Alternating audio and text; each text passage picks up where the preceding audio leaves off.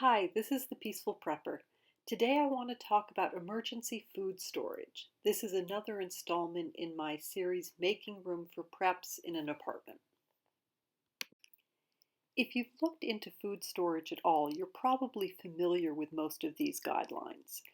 And if you're very new to food storage and aren't familiar, pause the video and take a look at them. They're really helpful and important to think about.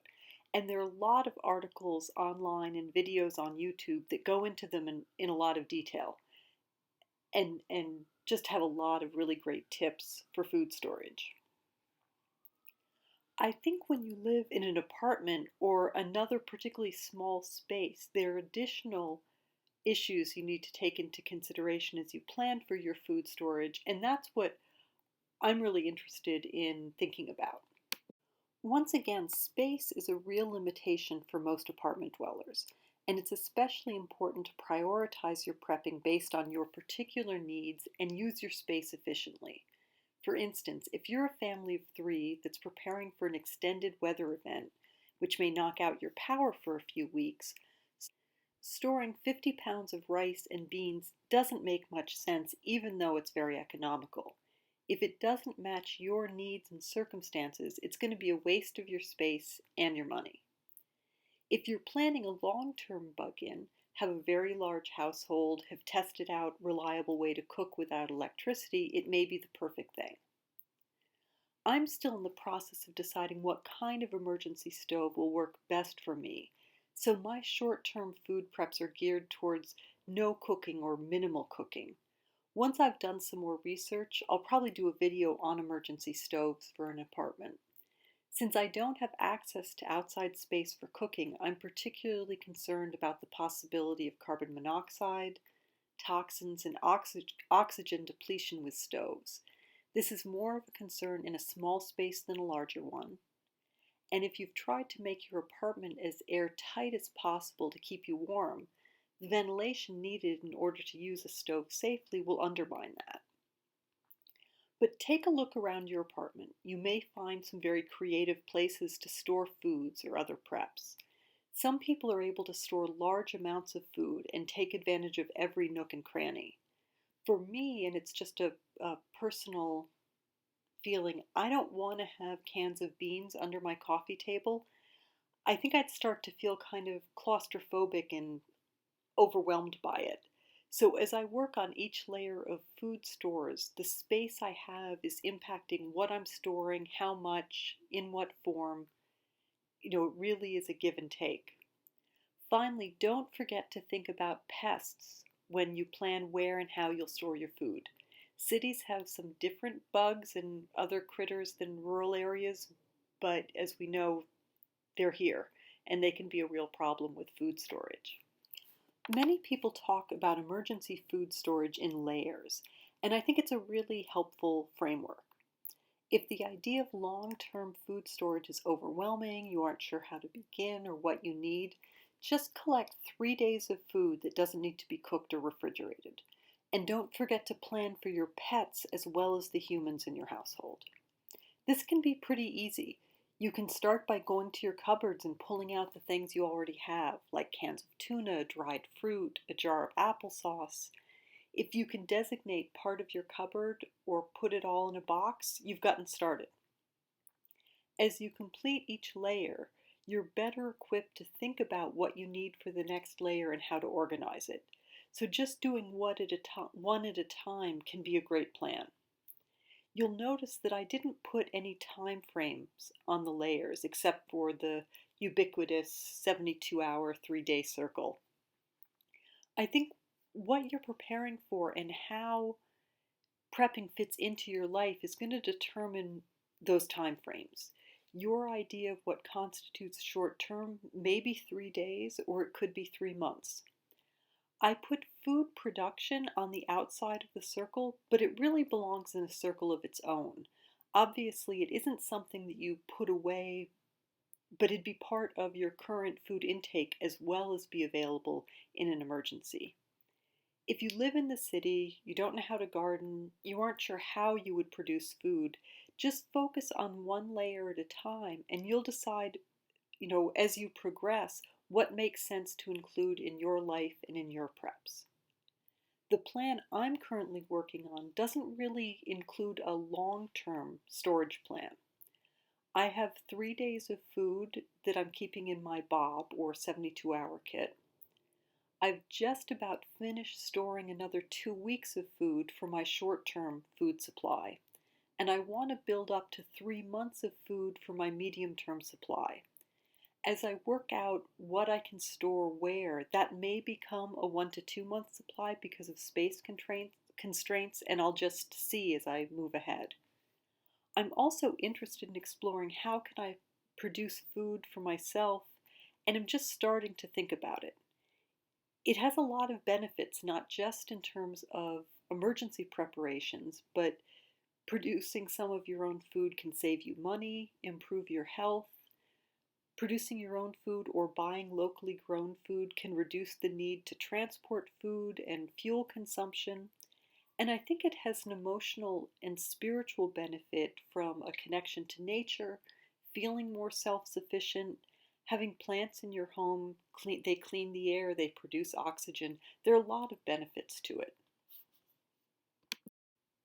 As I'm developing my food storage plan, these are important guidelines for me.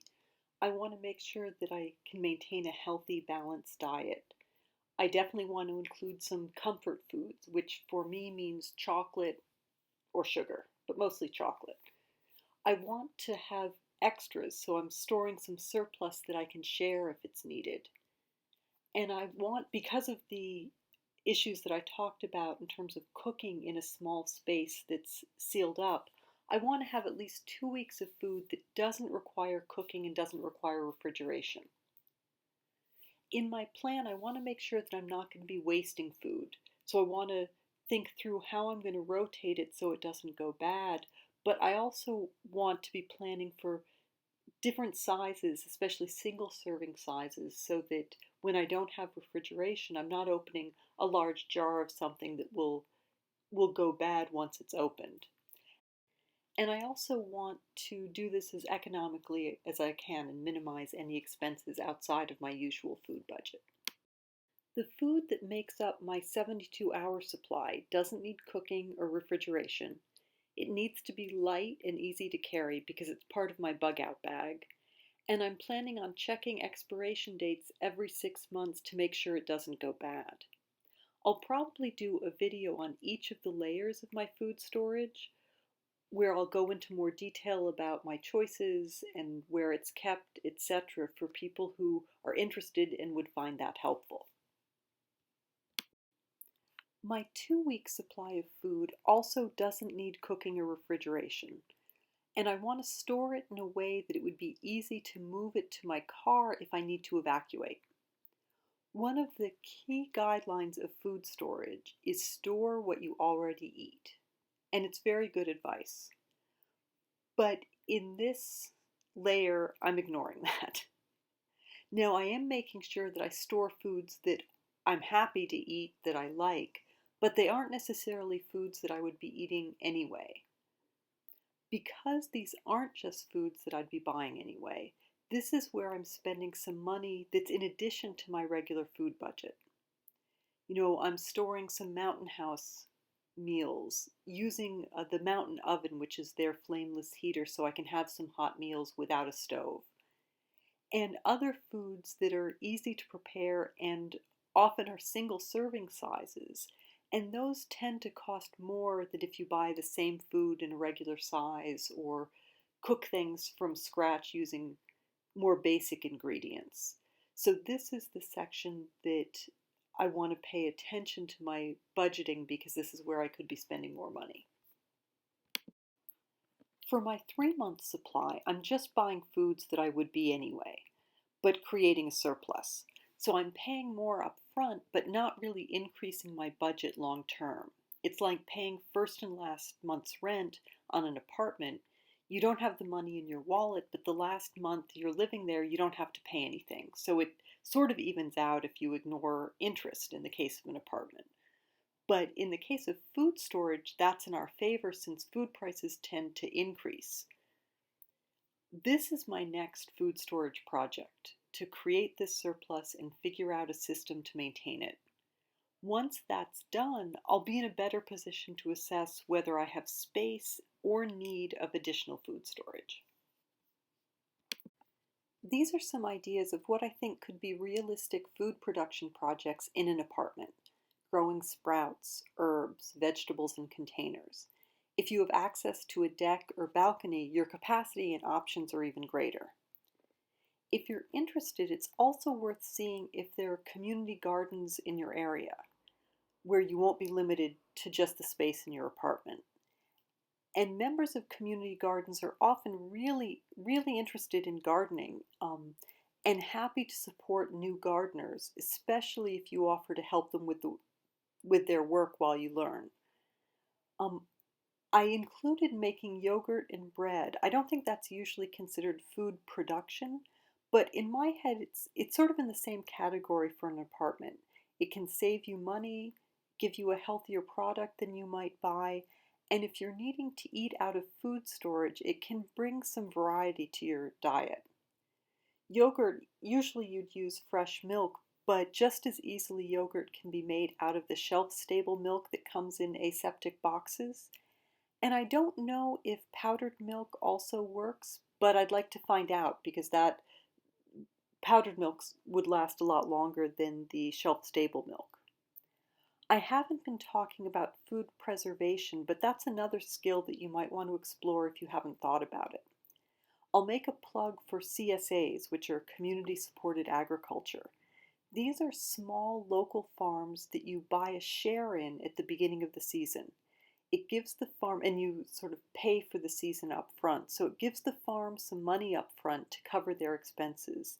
And it means you get a percentage of whatever they're harvesting every week for the entire growing season. A lot of CSAs have several drop-off places around a city, so you don't need to be able to get out of the city to the farm in order to join a CSA. When I've done this, often it's been a grocery bag or two of a variety of fruits and vegetables every week.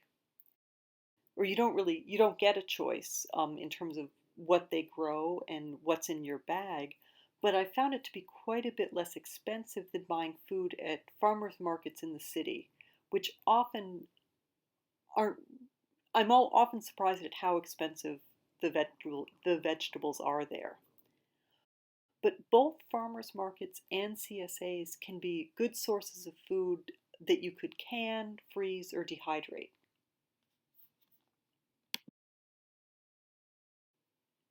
Thanks so much for watching.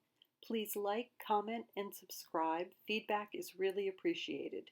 Be safe, be happy.